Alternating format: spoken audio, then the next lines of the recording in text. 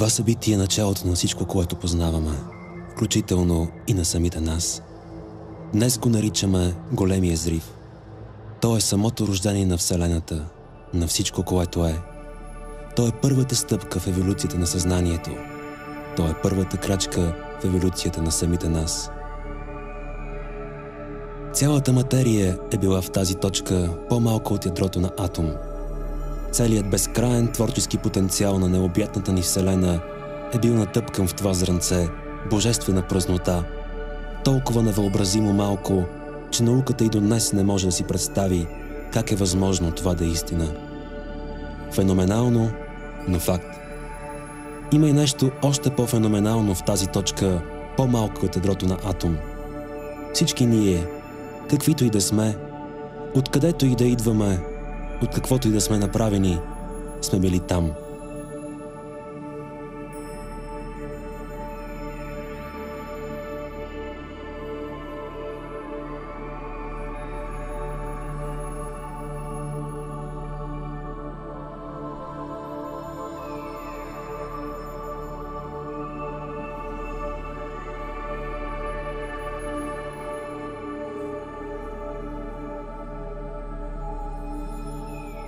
Преди 5 милиарда години бързо растящата Вселена от гигантски облак звезден прах, мъглавина, направена от водород и хелий, се формирала Слънчевата система.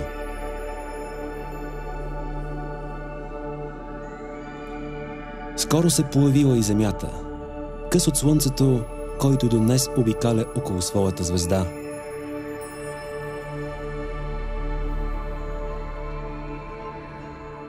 Горещи камъни обстрелвали повърхността на планетата ни в продължение на 250 милиона години. Вулкани изригвали, земни пластове се местели. Милиони години били нужни на земната повърхност да се охлади.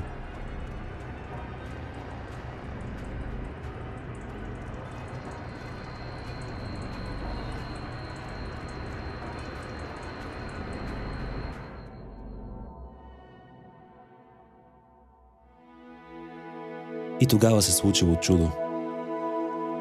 Появила се първата молекула от 2 атома водород и 1 атом кислород.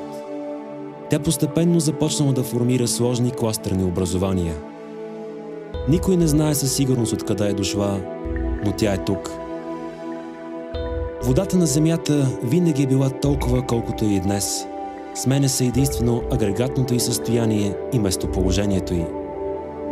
Тя е била единственото необходимо условие, за да може съзнанието, онова невъобразимо малко нещо, да еволюира в живот.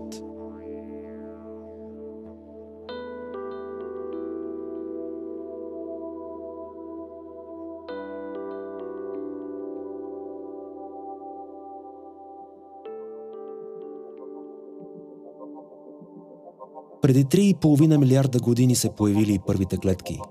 Трябва ли им още няколко милиарда лета в земно време, за да започнат да общуват помежду си и да образуват по-сложни организми? Първият цикъл в еволюцията на съзнанието бил завършен. Преди 820 милиона човешки години започнал вторият. Животът излязъл от водата. Динозаврите се появили и изчезнали заедно с почти всичко живо на Земята, за да дадат път на следващата стъпка в еволюцията – бозайниците.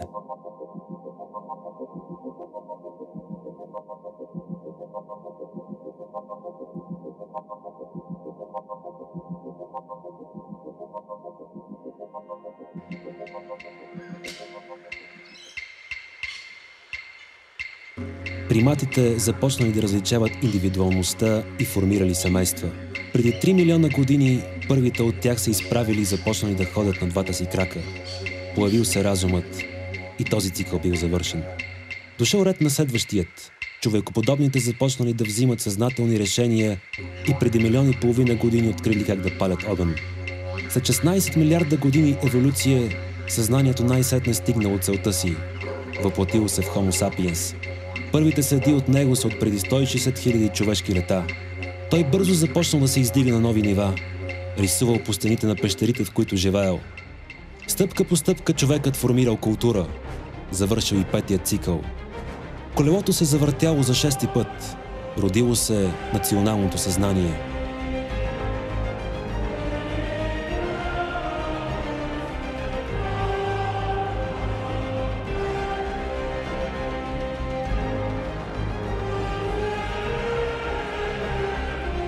Възникнала една от най-великите цивилизации – Египет. Започнало първото коване на законът. Пророци и велики учители тръгнали по земята, за да покажат на хората пътя и да дадат тласък на следващия цикъл. Те подготвили краят на големите империи. Рим бил вече само история. Затворил се още един кръг.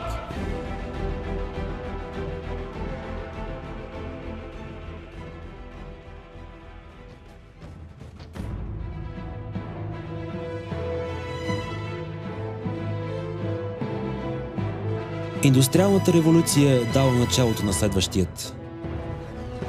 Цикълът на силата.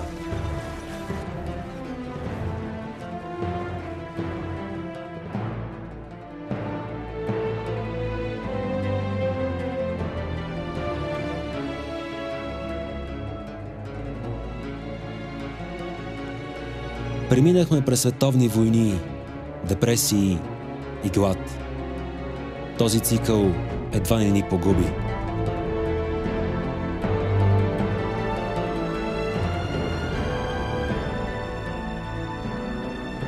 Посрещнахме 20 век с полета на брата Райт и го изпратихме с Международна космическа станция.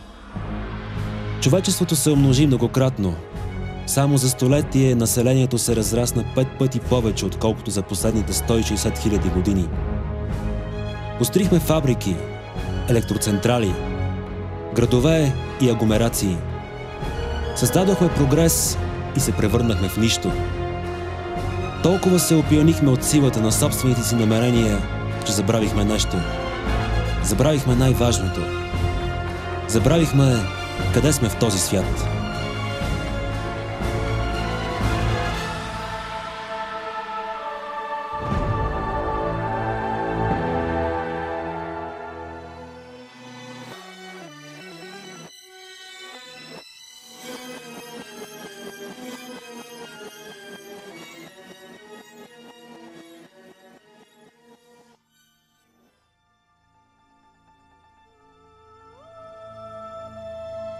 Помните това, нали?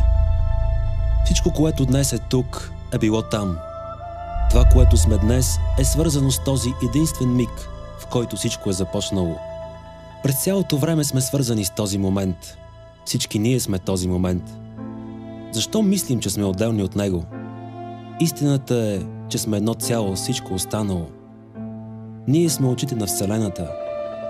Ние сме душата на планетата.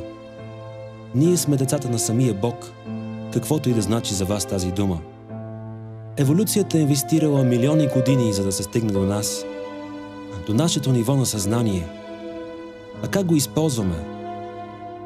Природата е създала толкова велика хармония в взаимоотношенията на всички живи същества, че е достатъчно само да я следваме, да се слеем в едно с нейната безгранична любов.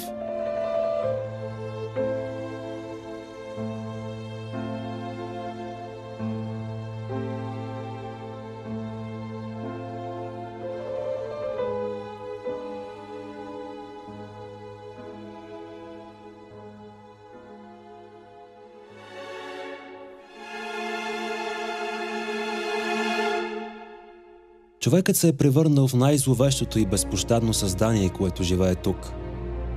Човечеството ни е болно, гладно и нещастно. Макар да сме в 21 век, войните и насилствената смърт все още са ежедневие в обществото ни. По-лошото е, че точно както се отнасяме един към друг, така се отнасяме към планетата си. Това е и причината да страдаме толкова много като вид и като колективно съзнание. Планетата е наше външно тяло. Ние сме тази планета и тя е самите нас. Земята е живо същество, като нас. Тя диша през тревата и дърветата, пее с гласовете на птичките, гневи се с вулканите, ураганите, плаче с дъждовете и мисли с умовете на хората.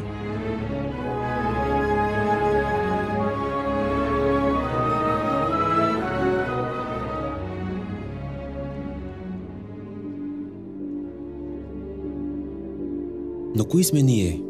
Човекът е съвършено същество. Цялата Вселена е едно вибриращо енергийно цяло. Ние сме част от него. Телата ни са общност от вибриращи молекули. Човешкото същество е отражение на тази хармония, на творческата матрица, която е в основата на цялата Вселена.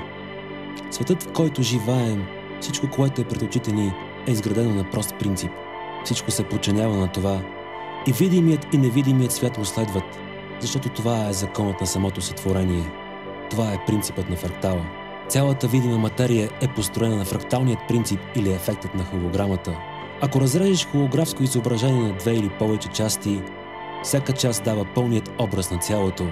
Това е истината, която и съвременната наука приема. Фракталът е архетип, от който могат да бъдат изградени всички познати ни форми. Той е самоподобен и безкрайно подробен, независимо колко отблизо го гледаме. Дърветата са един от най-очевидните примери за фракталната природа на видимата реалност. От всяко клонче израства ново, от него следващо. Листата на дърветата са също фрактали. Крилете на тази боболечка също, както и крайбрежните ивици, или черупката на охлюва, както и молекулата на водата.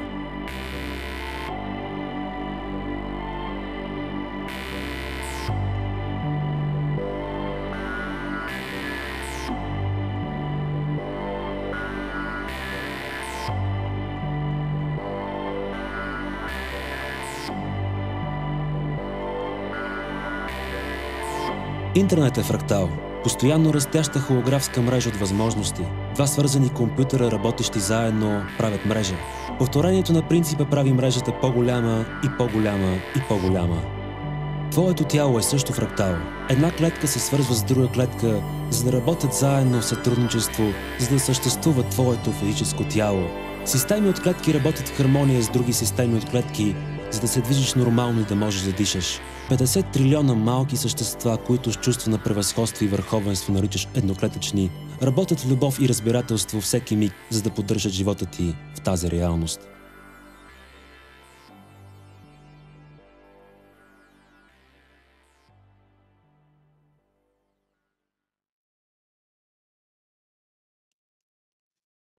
Значи трябва да се освободим от егото си. За щастие не. Съзнанието е инвестирало твърде много живот, твърде много еволюционни цикли, за да можем ние да осъзнаваме себе си като индивидуални и уникални същества с специални потребности. Не е необходимо да губим това. Но е критично нужно да опитомим човешкото его, защото иначе то ще ни погуби. 20 век беше повече от показателен. Съзнанието експериментираше с егото и го доведе до предела му, до ръба на неговото самоунищожение. Ако има нещо, което искате да знаете за този малък звяр, който се крие във всеки от нас, то е, че егото никога няма достатъчно. То винаги иска още, никога не му стига. Нито удоволствията, нито властта, нито разврата или страданието. Винаги му трябва още.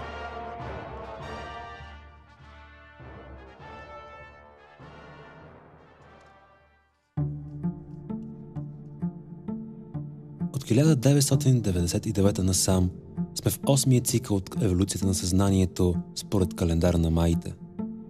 Цикълът на силата се затвори и даде път на етиката. Маите делят всеки оборот на 7 дни и 6 нощи. Позната метафора, нали? Къде ли сме чували това за 7-те дни? В майския календар новото започва да доминира над старото след 5-я ден, а на 5-та нощ то бива разрушено.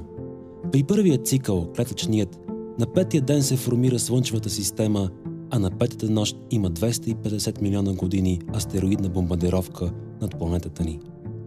При втория цикъл, на 5-я ден живота излиза от водата, а на 5-та нощ изчезват динозаврите, заедно с почти всичко живо на Земята.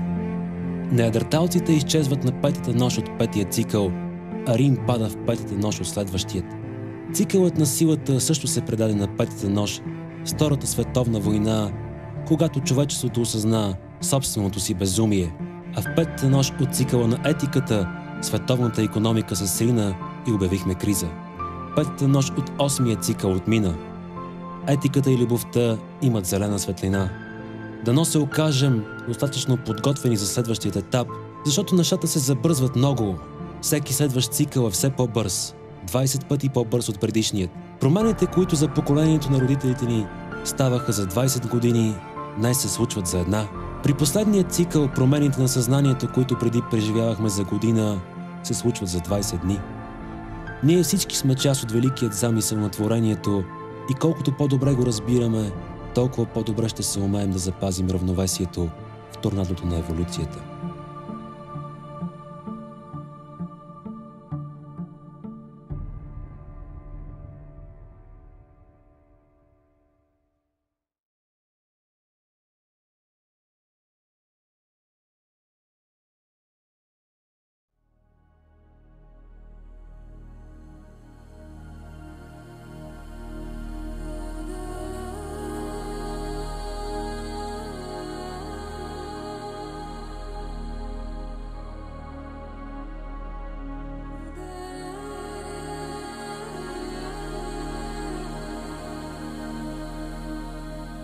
Какво да направим? Можем ли да се измъкнем от затвора на вечно изискващото его? Можем ли да се освободим от страданието и да живеем в хармония с принципа на сътворението, с вечната и създателна любов, която някак си често ни отбягва? Разбира се, че можем, заложено е в нас. Стремежа да се освободим и да пречистим ума, тялото и душата си е кодиран в гените ни. Чакал е нужният момент, за да се прояви масово. И този миг е сега.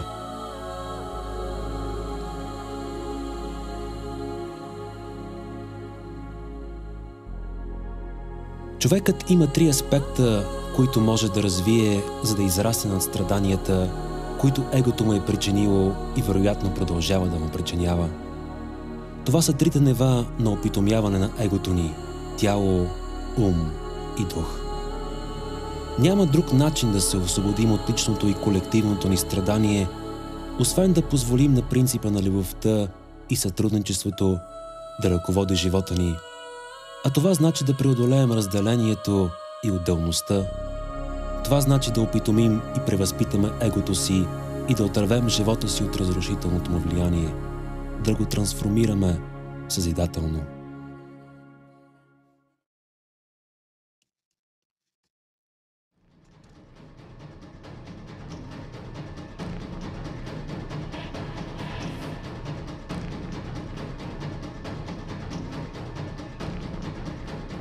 Информационната и химическа среда, в която живеем, е неописуемо замърсена от собствената ни дейност. Тъна е в мизерия, отрови и бацили. Болестите са се превърнали в обичайно и нормално състояние за човешкото същество.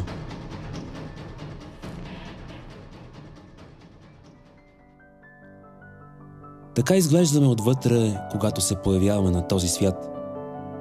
Приличаме на коралов риф, чист и действен.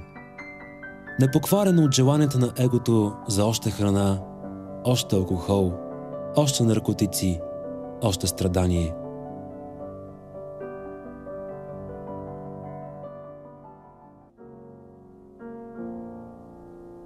Такива ставаме в последствие. Носим следите на дългогодишна несъзнателност и съпротивление на принципа на хармонията. Това са ефектите от практикуване на егоизъм или несъзнателност, както също се нарича.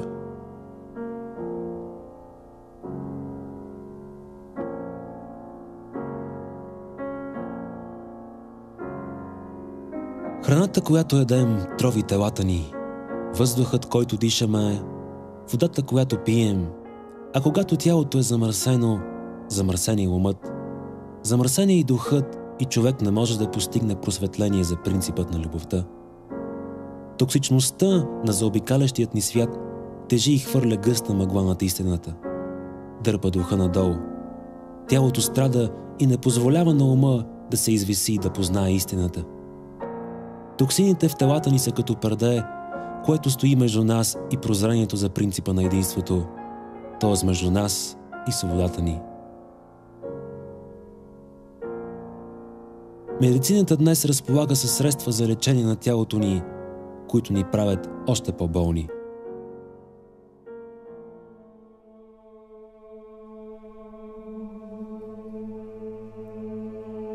Много от нас отдавна усещат, че не могат повече да замърсяват тялото си и търсят алтернативи. Алтернативи има. Днес разполагаме с апарати, които буквално правят дренаж на организма ни. Измислени са и машини, които пречистват храната ни от паразити и бактерии, причинители на всевъзможни болести и знайни и незнайни разположения на физическото тяло. Стигнали сме и до много алтернативи на фармацевтичната медицина, които многократно превъзхождат ефективността на стандартните лекарства.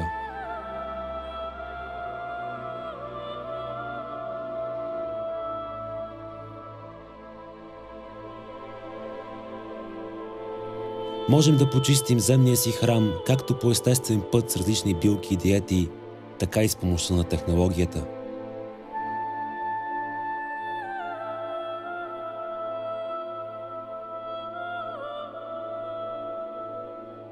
Точно както цялата ни красива планета, и нашите тела са направени предимно от вода. Тя е най-разпространеното вещество на Земята, а ние знаем толкова малко за нея. Тя има памет и записва не само енергийните структури около себе си, а и нашите мисли и емоции. Нашият мозък е онова, което носи спомена за нас и нашите преживявания, за целият ни съзнателен живот, а той в своята същност е предимно вода.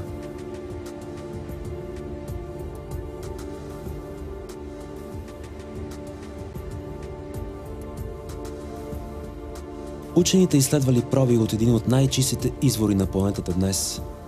Местността Прорайма, някъде из Венецуела, и ги сравнили с проба от питейна чешмяна вода. Разликите в структурата на двете субстанции били толкова драстични, че изследователите били принудени да заключат, че това са две качествено различни вещества. Състоянието на водата в организма ни е състоянието на самия ни организъм. Разполагаме с необходимите технологии, за да се погрижим и за водата в дома ни. Разработени са различни уреди за структуриране на тази жизнено важна субстанция, така че да ползваме течност, необременена от енергийната токсичност на цивилизацията ни.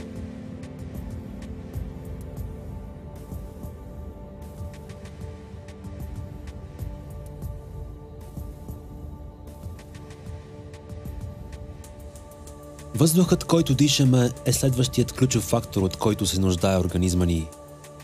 Тялото ни има нужда да бъде снабдено обилно с кислород, за да могат 50 трилиона клетки да функционират в хармония и да не позволяват на болестите да надвият организма.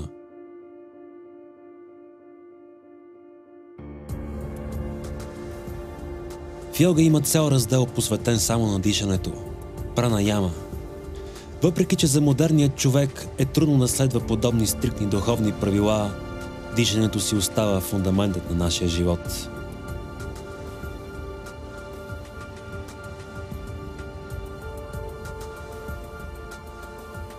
Затова цивилизацията ни е измислила начини да пречистваме и въздуха около себе си и да го обогатяваме с иони и озон, така необходими за здравето на нашето тяло и почти липсващи в мегаполисите на модерния свят.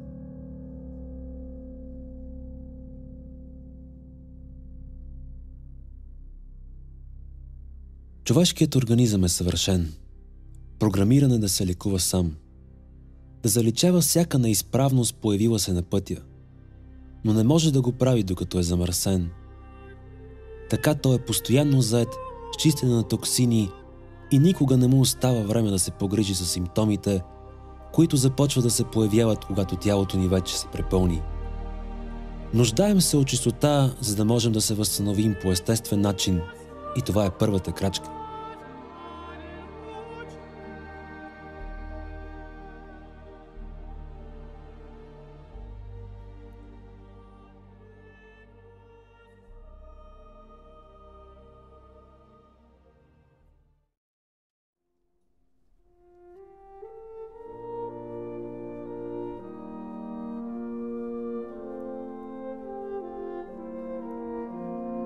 Следващата стъпка е умът. В действителност, нашият мозък не създава мисъл. Той е инструмент, който мисълта използва. Подобно на телефонна централа, той започва да функционира едва когато по него се провеждат разговори. Неговата чистота е критерият за това какви мисли могат да преминат оттам, оставяйки толкова първични и чисти, колкото са били тогава, когато са се създали. Вместо разкъсани, както при нарушена телефонна връзка. Най-големият ти враг се крие по-близо, отколкото предполагаш, беше казал Цезар. Малцина се сещат да потърсят проблема в себе си, вместо в другите, както сме свикнали да правим. И тъй като мисловният процес е непрестанен, а и движеща сила на развитието ни, не е необходимо да се отказваме от него. По-скоро е нужно да се научим как да го използваме в съответствие с принципа на любовта. Достатъчно е да сменим нагласата му.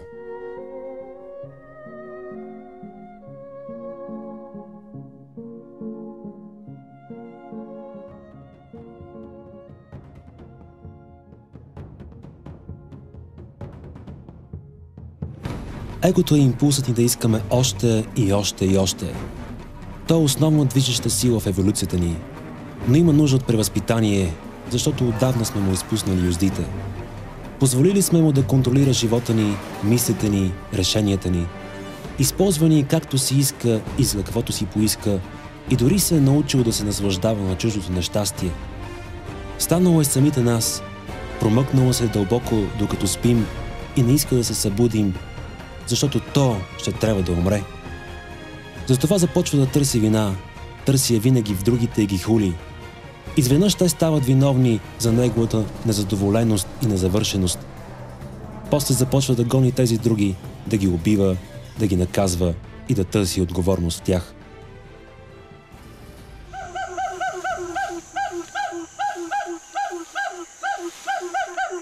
Така действа механиката на лудата маймунка. Такъв е и механизма на нашия ум.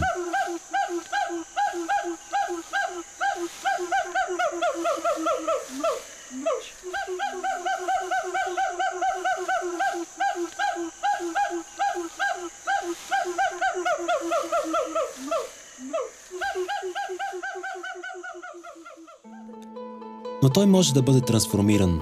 Програмите за поведението му могат да бъдат пренаписани и разрушителното его да стане съзидателно. То пак има желания, които го тласкат напред, да иска още, да прави повече, да получава повече. Но стремежът при него е вече друг. Той иска да получава, за да може да дава. И това е естественият цикъл на взаимоотношенията ни с Вселената. Човешката природа е егоистична и няма нищо лошо в това. Ако поставиш токсин до една клетка, тя се отдръпва от него. Ако сложиш пред нея храна, клетката тръгва към нея. Иска да получи удовлетворение на кодираната в нея потребност. Същото е и при хората. Ние винаги искаме да получаваме неща, нуждаем се от храна и вода, за да живеем, от секс, за да се размножаваме и да получаваме удоволствие, от вещи, с които да си служим, за да получаваме улеснение, от преживявания, които да ни носят още удоволствие.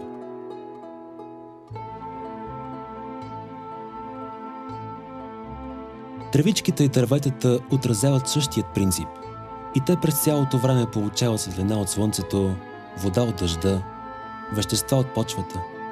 Разликата между тях и нас е, че те не ги искат само за себе си.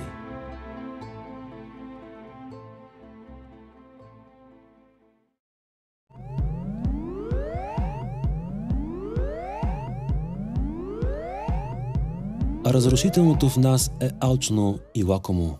Иска всичко само за себе си. Съзидателното в нас от друга страна работи в хармония с принципа на сътворението, принципа на любовта. Той е в хармония с вечно даващия Бог. То черпи щастието си от възможността да дава, от привилегията да прави себеподобните си щастливи. За да може човечеството да преживее блаженство, било е нужно първо да преживее страдание. Това е смисълът на последните няколко цикъла в еволюцията на съзнанието. И там егото е било много необходимо на човека, за да създаде цялото това страдание, но не е било напразно. Father, forgive them.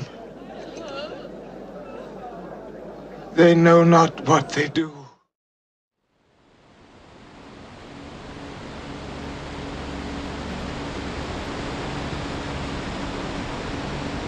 Вече е време да се освободим от невежеството и можем да го направим, като пречистим телата и мислите си, като се потопим в тишината на охотеният ум.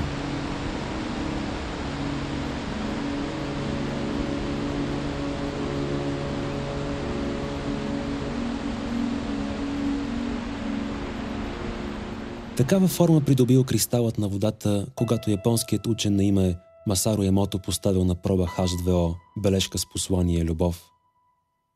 А такава е формата на същата проба, но с думите «ще те убия». Това причинява нашето негативно его на водата в тялото ни, когато привличаме и пазим мисли и емоции на страх, завист, злоба, неодобрение, раздразнение, ненавист. Представете ли си какво си причиняваме? Нямаме нужда от това.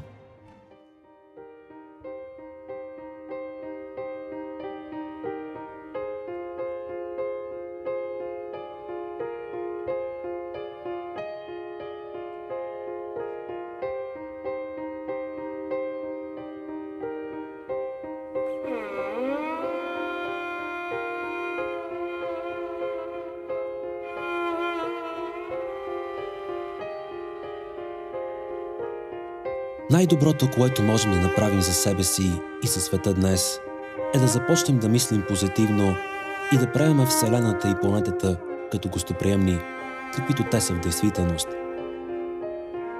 Време е да се освободим от илюзиите на разрушителното его, чиято цел е да създава страдание, за да разберем най-сетне, че животът всъщност е прекрасен и единственият смислен начин да се отнасяме към него е с любов. Затова след пречистване на тялото ни е нужно и пречистване на ума. Само така бихме могли да направим и следващата крачка, необходима за да се пробудим.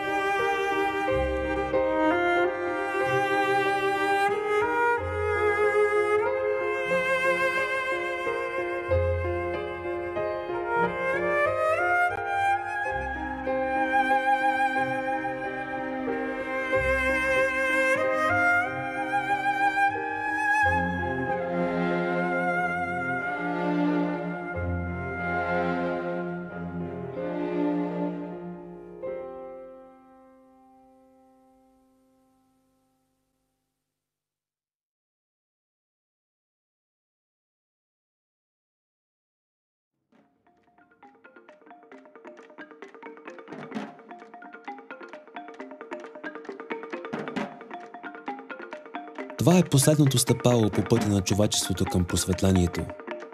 Последната крачка на прага на рая, който ни очаква през 2012. Човешките души са свързани като цялостност. Наречете, ако щете, колективно съзнание. Макар тяло да изглежда, че сме отделни един от друг, ние всички сме свързани в умовете и душите си. Индивидът съществува за развитието на душата. Личността е проекция на човешката душа и е част от нея. Когато сме свързани с това по-висше ниво на осъзнаване на себе си, ние сме завършено човешко същество. Преди това просто съществуваме.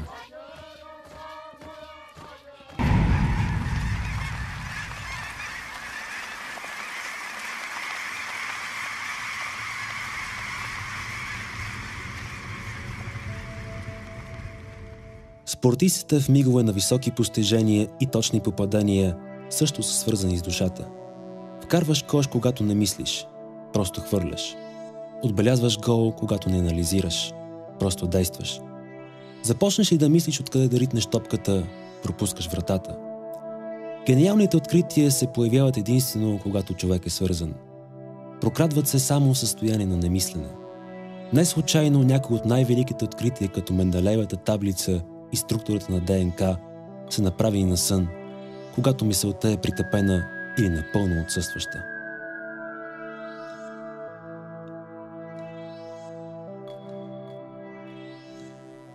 За да преживеем автентичната си природа, необходимо е да отидем изцяло отвъд егото, отвъд мисловният процес в главата ни.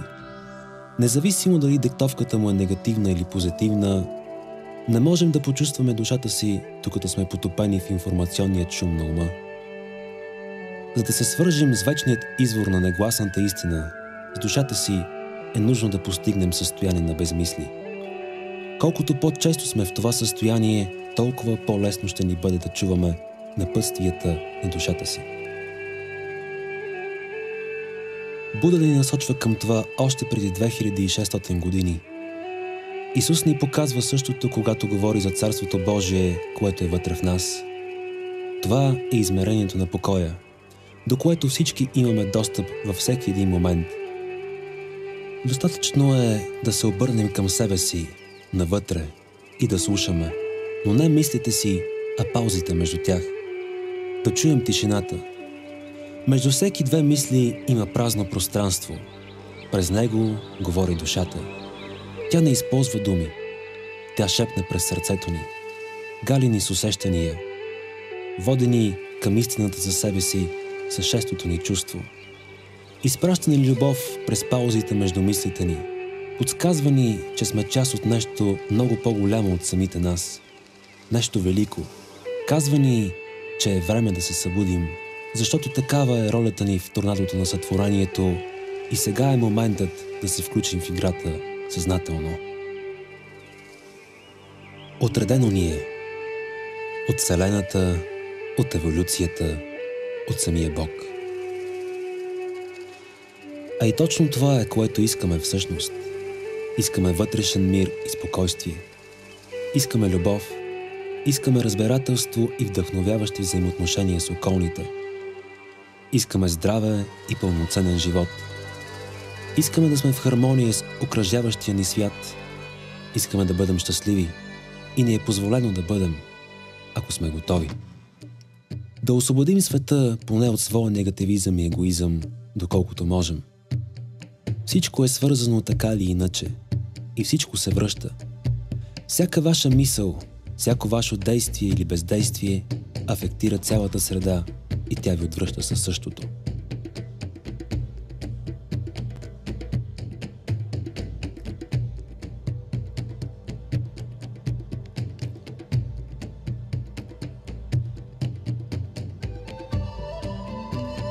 Нека да дадем светлина първо на себе си. Да изчистим първо телата си, за да си осигурим и чист ум за мислите си. Да си възвърнем връзката с душата си. Да се издигнем над егото и да станем негов господар, вместо роб. Да дадем начало на новия цикъл, който е началото на нова ера.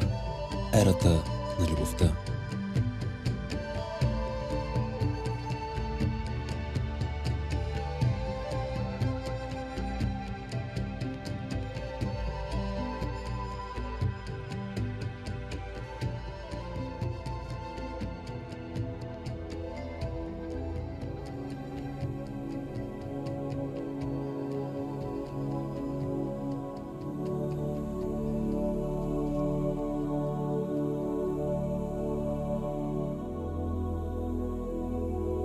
Това ни чака през 2012. Не краят на света, а океан от любов, божественост и щастие. Повече, отколкото можем да си представим. Толкова, колкото и дедите ни не са и подозирали, че е възможно Вселената да крие. Златен век, епоха, цяла нова ера идва за хората и ние сме истински щастливци да сме тук сега, на самият праг. Разделението бавно умира. Ражда се философията на единството. Това е исторически момент за цивилизацията ни и всички сме част от него сега. Нещо повече. Осъзнаваме го. Това е следващото ниво в еволюцията на съзнанието, деветото и последно стъпало в еволюционния процес. Човекът, сътворец на реалността, рамо до рамо със Създателя, с принципа на любовта, баланса и споделянето. Даден ни е много прост избор. Да се съпротивляваме на процеса или да му позволим да се разгръща в живота ни.